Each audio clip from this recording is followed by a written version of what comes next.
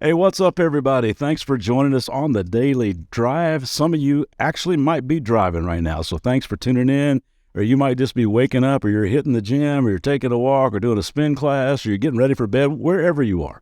Man, so grateful for you and honored that you would give a few minutes today to listen and hopefully draw closer to the one that loves you with an unfailing love. We're currently in chapter 3 of a little letter called Colossians, and we left off last time with the challenge to practice this countercultural, counterintuitive thing called mutual submission. The writer of this letter, Paul, talked about how that plays out in the family with husbands and wives and parents and kids, modeling the humility of Jesus. And then, at verse 22, he takes this idea to the workplace. Now, before I read verse 22, I want to say that Paul, when he writes this, is not endorsing slavery, as we have known it in our ugly history. And some people through the years have perverted scriptures like this to rationalize their own prideful and honestly very evil agenda. It is heartbreaking the way some have justified their quest for power and superiority by picking and choosing verses that are out of context with the character of God. But rather, Paul is acknowledging the reality of life of these original readers of the letter that were living in the Roman Empire. It's just the way it was. It wasn't right. But he speaks to those who were forced to work hard. So I take this to mean every employee, every employer out there. Paul writes this, verse 22, "Slaves, obey your earthly masters in everything you do. Try to please them all the time, not just when they are watching you.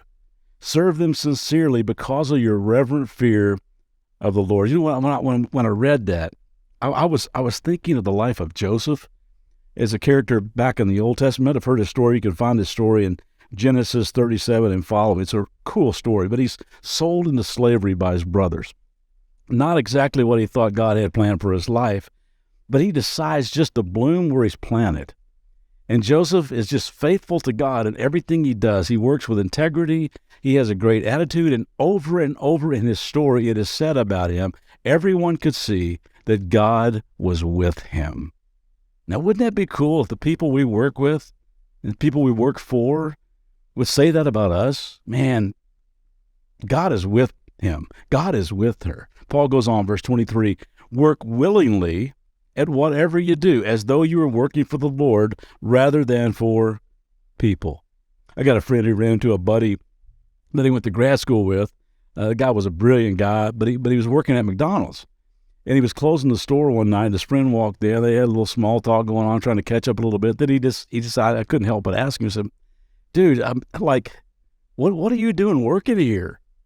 And the guy smiled and said, "I'm mopping the floor like Jesus is going to be the first customer to walk through tomorrow."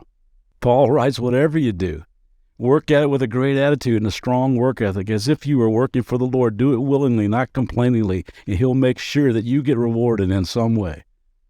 So some of you are getting ready to walk through the doors of your workplace today. And maybe you're going to a job you're not super excited about.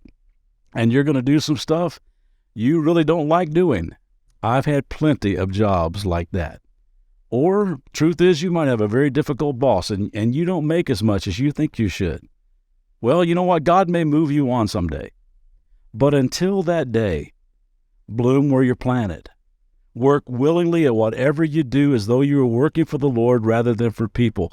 Gang, out of all the choices we will make this day, our attitude is the one choice that will make a huge difference. So let's choose to go to work today, school, practice, home, and bring a willing, helpful, gracious attitude with us and just see what God might do.